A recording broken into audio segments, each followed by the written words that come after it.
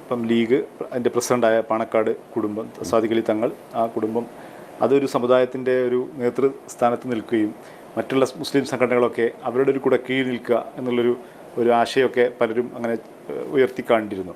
അങ്ങനെ ഒരു പാണക്കാടിനെ സമുദായ നേതൃത്വമായിട്ട് കണ്ടിട്ട് അങ്ങനെ മറ്റ് സംഘടനകൾ കീഴിൽ നിൽക്കുക എന്നുള്ളൊരു ആശയത്തോട് എന്താണ്?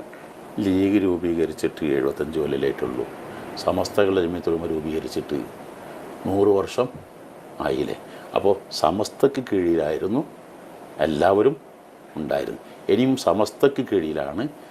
സമസ്ത എന്ന് പറഞ്ഞാൽ ഒരു പണ്ഡിത സംഘടനയാണ്. അത് മുസ്ലിം സമുദായത്തിൻ്റെ രക്ഷയ്ക്ക് വേണ്ടി, മതഭൗതിക സാങ്കേതിക മേഖല രക്ഷയ്ക്ക് വേണ്ടി രൂപീകരിക്കപ്പെട്ട സംഘടന.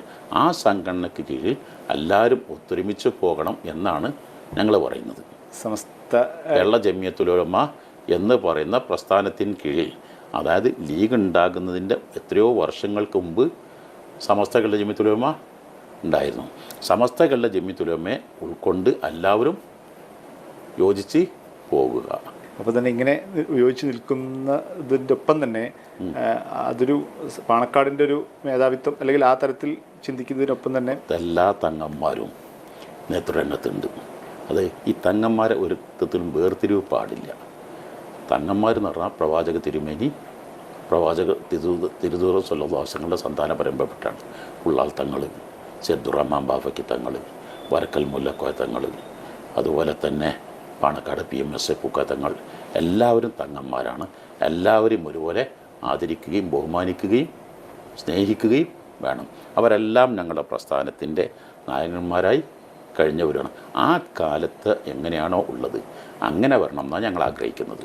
അല്ല, ഇങ്ങനെ ഒരുമിച്ച് നിൽക്കുന്നത് രാഷ്ട്രീയമായിട്ട് ഉപയോഗിക്കുക എന്നുള്ളൊരു തന്ത്രം കൂടി പലപ്പോഴും പലരും കാണുന്നുണ്ട്.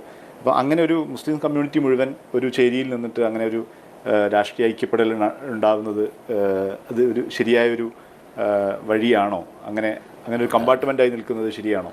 മുസ്ലിമീങ്ങളെന്ന് പറഞ്ഞാൽ ഏതെങ്കിലും ഒരു രാഷ്ട്രീയ പാർട്ടിയെ കേന്ദ്രീകരിച്ച് മാത്രമാണെന്ന് ആരും പറയുന്നില്ലല്ലോ. ഇവിടെയുള്ള എല്ലാ വിഭാഗം രാഷ്ട്രീയ പാർട്ടികളിലും മുസ്ലിമീങ്ങൾ ഉണ്ട്. ലീഗിൽ കുറേ മുസ്ലിമീങ്ങളുണ്ട്, കോൺഗ്രസ്സിൽ കുറേ മുസ്ലിമീങ്ങളുണ്ട്, മാർക്സിസ്റ്റ് പാർട്ടിയിൽ കുറേ മുസ്ലിമീങ്ങളുണ്ട്, മറ്റ് പല പാർട്ടിയിലും മുസ്ലിമീങ്ങൾ ഉണ്ട്. അപ്പോൾ മുസ്ലിമീങ്ങൾക്ക് മാത്രം സംഘടിക്കാനും സുന്നികൾക്ക് മാത്രം നേതൃത്വം നൽകാനുള്ള സംഘടനയാണ് സമസ്ത കേരള ജമിയത്തുലമ. ആ സംഘടനയ്ക്ക് കീഴിൽ എല്ലാവരും ഒറ്റക്കെട്ടായി നിൽക്കണം എന്നാണ്.